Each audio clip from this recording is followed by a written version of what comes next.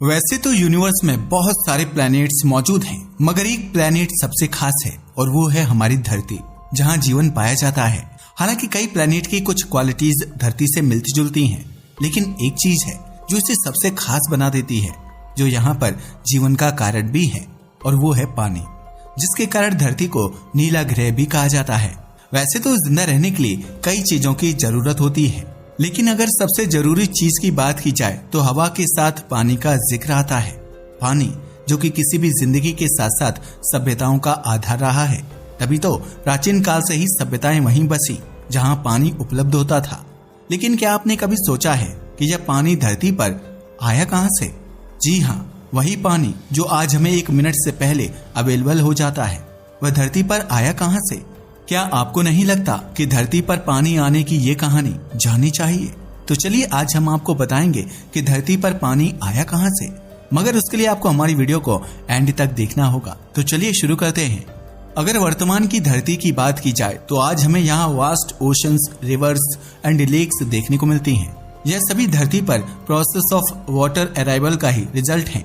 आज लगभग 70% धरती की सतह पर पानी मौजूद है और इस पानी का सबसे बड़ा हिस्सा महासागरों में है। हालांकि वो अलग बात है कि महासागरों में मौजूद पानी नमकीन है, जबकि ताजा पानी का बहुत ही छोटा हिस्सा है जो झीलों, नदियों और ग्लेशियरों के रूप में जमा हुआ है। इसके अलावा धरती के इंटरनल पार्ट्स में भी बड़ी मात्रा में पानी मौजूद है, जिसका इस्तेमाल कंजम्पशन और इरिगेशन के लिए किया जाता है। वैसे पानी का हमारी सभ्यताओं के साथ पुराना कनेक्शन है, तभी तो हमारी सभ्यताओं का विकास भी पानी के आसपास ही हुआ। चाहे फिर वह भारत की सिंधु घाटी की सभ्यता से लेकर मिस्र या मेसोपोटामिया की सभ्यता ही क्यों ना हो, मिस्र को तो नील नदी का वरदान तक कहा जाता था। पानी ने हमेशा ही मानव जीवन में अहम भूमिका निभाई है, तभी तो इसका सिर्फ एक साइंटिफिक सिग्निफिकेंस नहीं है, बल्कि ये हमारी रिलीजियस एंड कल्चरल लाइफ का भी इंटीग्रल पार्ट है। तभी तो भारत जैसे देश में जल को देवता माना जाता है और गंगा नदी को देवी का दर्जा दिया गया है। वैसे अब अगर आपसे पूछा जाए कि धरती पर पानी कहां से आता है, तो आप बारिश का नाम ही लोगे, क्योंकि बारिश से ही धरती को पानी की प्राप्ति होती है। और अगर इस पानी के बनने के प्रोसेस की बात की जाए तो सबको पता है कि एटमॉस्फेयर में फॉर्मेशन ऑफ वाटर होता है। लेकिन स्टार्टिंग में पानी कहां से आया था, यह सवाल इतना जटिल है कि शताब्दियों तक साइंटिस्ट इस मिस्ट्री को सॉल्व ही नहीं कर पाए। हमारी धरती पर पानी कहां से आया, ये एक ऐसा सवाल है जिसने वैज्ञानिकों और शोधकर्ताओं को लंबी समय तक उलझाए रखा है, क्योंकि बहुत टाइम तक तो कोई समझ ही नहीं पाया कि आखिर पानी धरती पर आया कहां से। और पानी धरती पर कहां से आया, ये जवाब केवल साइंटिफिक अप्रोच से ही नहीं, बल्कि इंसानी कल्पनाओं, पौराणिक कथाओं और बिलीफ्स ऑफ सिविलाइजेशन में भी बहुत गहराई से जुड़ा हुआ है। अगर बात की जाए धरती पर पानी के आने की, तो वास्तव में यह बेहद इंटरेस्टिंग और एक्साइटिंग स्टोरी है। यह तो आप जानते ही हैं कि हमारी धरती आज हरी भरी पानी से भरी नजर आती है, लेकिन शुरुआत में ऐसी नहीं थी। दरअसल एक समय पर यह आग का धधकता हुआ गोला हुआ करते थे, जहां पर सभ्यता तो छोड़िए, जीवन होने तक की कोई कल्पना नहीं कर सकता था। असल में आज से लगभग 4.5 अरब साल पहले हमारी धरती का जन्म हुआ था। उस वक्त ये एक बड़ा सा आग का गोला थी। तब ना तो यहाँ पर पानी था और न ही जीवन। हर तरफ केवल ज्वालामुखी विस्फोट होते रहते थे, जिनसे निकलती थी जहरीली जलती हुई गैस। हर तरफ पिघली हुई चट्टानों का साम्राज्य फैला हुआ था, जिसका अंदाजा आप इस बात से भी लगा सकते हो कि किधर भी नजर घुमा लो, हर तरफ सिर्फ आग ही आग थी। अब भला ऐसे वातावरण में जीवन की कोई कैसे कल्पना कर सकता था? तब जीवन तो छोड़ो, पानी तक यहाँ मौजूद नहीं था। मगर किसने सोचा था कि यह धरती एक दिन जीवन से भरपूर और पानी से इस कदर भर जाएगी कि इसे नीला ग्रह कहा जाएगा? तो फिर सोचने वाली बात है, जब धरती आग का गोला थी, तो फिर यह इतनी खूबसूरत और ऐसा खूबसूरत प्लेनेट बनी कैसे? आखिर इस पर पानी आया कैसे?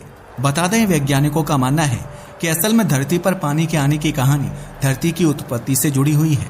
जब धरती का जन्म हुआ तो हमारा पूरा सौरमंडल एक विशाल गैस और धूल के बादल से बना हुआ था। शुरुआत में धरती बहुत गर्म थी और उसमें पानी महासागर जैसा कुछ भी नहीं था।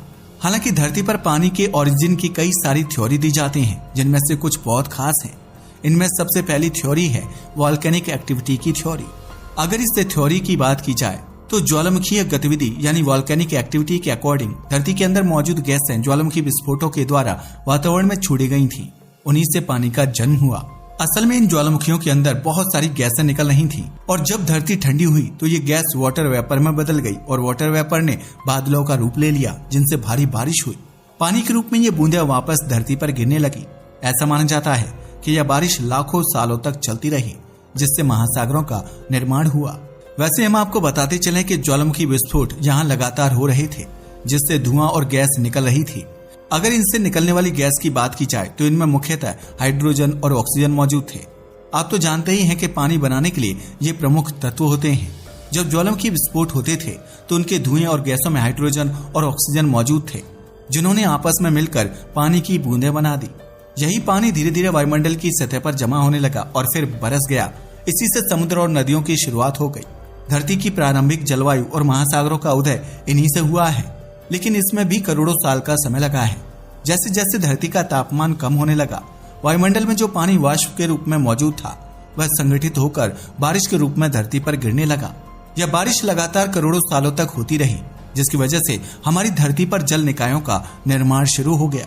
इन जल निकायों ने धीरे धीरे महासागरों का रूप ले लिया और वैज्ञानिक मानते हैं कि आज हमें जो पानी दिखाई देता है उसकी उत्पत्ति उसी समय हुई थी जब धरती ठंडी होने लगी थी और बारिश का सिलसिला शुरू हो गया था। लेकिन इसे सच नहीं माना जा सकता, क्योंकि ये सवाल उठता है कि इतनी बड़ी मात्रा में पानी केवल धरती के अंदर की गैस से कैसे आ सकता है। क्या सिर्फ गैसों से ही इतने बादल बन गए कि लाखों साल तक लगातार बारिश चलती रही? यही वजह है कि इसे परफेक्ट नहीं माना जाता और इसी वजह से दूसरी थ्योरियां भी सामने आती हैं, जैसे धूमकेतु यानी कॉमेट्स की थ्योरी। इस थ्योरी के अनुसार कहा जाता है कि धरती पर पानी बाहरी अंतरिक्ष से आया है। असल में वैज्ञानिकों का कहना है कि धरती के बनने के समय हमारे सौरमंडल में कई कॉमेट्स एंड मीटियोरॉइड्स लगातार टकरा रहे थे, क्योंकि ये वही दौर था जब लगातार प्लैनेट का फॉर्मेशन हो रहा था। अगर बात की जाए कॉमेट की, तो ये धूमकेतु मुख्य रूप से आइस एंड गैस के बने होते हैं। जब ये धरती से टकराए तो उन्होंने अपने बर्फ को पानी में बदल दिया और इसी पानी ने धीरे धीरे धरती पर oceans and other water bodies को बना डाला। हालांकि इस थ्योरी को भी पूरी तरह से सत्य नहीं माना जा सकता। पता है क्यों? क्योंकि कॉमेट्स का पानी धरती के पानी से मेल नहीं खाता है। हालांकि इसके बावजूद ये कहा जा सकता है कि यह थ्योरी काफी खास है। वैसे इसके अलावा एक और थ्योरी है जिसे उल्कापिंड या एस्टेरॉयड सिद्धांत कहते हैं। इस सिद्धांत के अनुसार धरती पर पानी उल्कापिंडों की वजह से आया था। वैज्ञानिकों की रिसर्च से पता चला है कि धरती पर पानी कार्बोनाइज्ड मीटियोरॉइड से आया है। असल में कार्बोनिल्स में पानी की मात्रा होती है और हमारे सोलर सिस्टम में ये काफी मात्रा में मौजूद थे। और ये भी माना जाता है कि धरती के बनने के शुरुआती दौर में ये धरती से टकराए थे, जिससे आइस और अदर वाटर पार्टिकल धरती पर पहुंचे और धीरे धीरे हमारी धरती पर जल का आगमन हुआ और इन्हीं से महासागरों और दूसरी वाटर बॉडी का फॉर्मेशन हुआ। वैसे उसे काफी हद तक एक्सेप्ट किया जाता है। एक्चुअल में मीटियोरॉइड वाटर थ्योरीज को साइंटिस्ट से काफी सपोर्ट मिला है। ऐसा इसलिए क्योंकि उल्कापिंडों में जो hydrated minerals and water particle पाए जाते हैं वे धरती के पानी से मेल खाते हैं।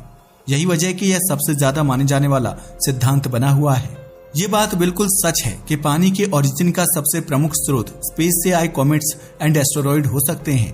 दरअसल धरती पर जितनी भी चीजें पाई जाती हैं उनमें से अधिकांश का स्रोत धूमकेतु और शुद्ध ग्रह ही माने जाते हैं, चाहे वह भारी मेटल हो या अन्य चट्टानें। अगर शुद्ध ग्रह की बात की जाए तो जब हमारी धरती का निर्माण हो रहा था तो उसे आउटर स्पेस से कई बार धूमकेतु की बमबारी का सामना करना पड़ा। अब आप खुद देखिए, एक तो यहाँ ज्वालामुखी विस्फोट हो रहे थे और ऊपर से अंतरिक्ष से बड़े बड़े एस्टेरॉइड्स एंड कॉमेट्स की बारिश हो रही थी। ये मंजर कितना खतरनाक होता होगा। हालांकि ये धूमकेतु और कॉमेट खनिजों के साथ साथ आइस पार्टिकल से भरे हुए थे। जैसे ही हमारी धरती से टकराए तो उनकी बर्फ ने धीरे धीरे पिघलकर पानी का रूप ले लिया। दरअसल हम आपको बता ही चुके हैं कि यहाँ पर तो सिर्फ आग थी। जैसे ही आसमान से बर्फ के पार्टिकल लिए ये शुद्ध ग्रह और धूमकेतु आए तो उनमें से ज्यादातर धरती की सतह पर पहुंचने से पहले ही वाष्प बनकर उड़ गए, लेकिन उनमें से कुछ धरती पर आए और पिघलकर पानी बन गए। यह पानी धीरे धीरे धरती की सतह पर जमा होता रहा और इससे धरती पर विशाल महासागरों का निर्माण हो गया। लेकिन क्या वास्तव में यह बात पूरी तरह से सच है? बताते चलें कि वैज्ञानिकों का मानना है कि धूमकेतुओं में भारी मात्रा में बर्फ होती है और जब ये धरती से टकराते हैं तो उनका पानी हमारे वायुमंडल में फैल जाता है। इसके बाद जिसकी वजह से आज की धरती का तापमान लगातार घटने लगा और धीरे धीरे यह पानी महासागरों और झीलों में बदल गया।